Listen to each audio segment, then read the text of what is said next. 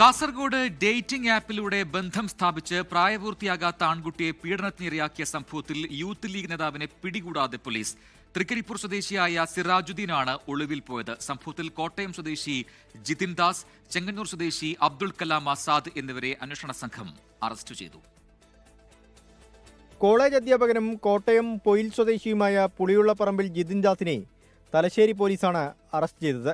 ചെങ്ങന്നൂർ സ്വദേശി അബ്ദുൾ കലാം ആസാദിനെ കൊച്ചി എളമക്കര പോലീസ് പിടികൂടുകയായിരുന്നു. 16-കാരനെ ഇടപ്പള്ളിയിലും നോർത്ത് റെയിൽവേ സ്റ്റേഷൻ പരിസരത്തും വെച്ചാണ് അബ്ദുൾ കലാം ആസാദ് പ്രകൃതി വിരുദ്ധ പീഡനത്തിന് ഇരയാക്കിയത്. കുട്ടിയുമായി ഡേറ്റിംഗ് ആപ്പിലൂടെ ചാറ്റിംഗ് നടത്തിയാണ് പ്രതി 16-കാരനെ എറണാകുളത്തേക്ക് എത്തിച്ചത്.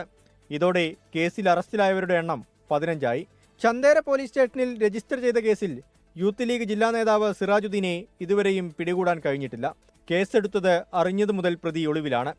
ഗേ ഡേറ്റിംഗ് ആപ്പിൽ മറ്റു കുട്ടികൾ ആരെങ്കിലും ഉൾപ്പെട്ടിട്ടുണ്ടോ എന്ന കാര്യവും അന്വേഷണ സംഘം പരിശോധിക്കുന്നുണ്ട്. 24 കാസർഗോഡ്. ലോകത്തെവിടെയായാലും ഏത് സമയത്തും 24 വാർത്തകളും ഓഗ്മെന്റഡ് റിയാലിറ്റി പാക്കേജുകളും എക്സ്പ്ലെയിനറുകളും വിശദമായി കാണാൻ ഞങ്ങളുടെ യൂട്യൂബ് ചാനൽ നിങ്ങൾക്ക് സബ്സ്ക്രൈബ് ചെയ്യാം.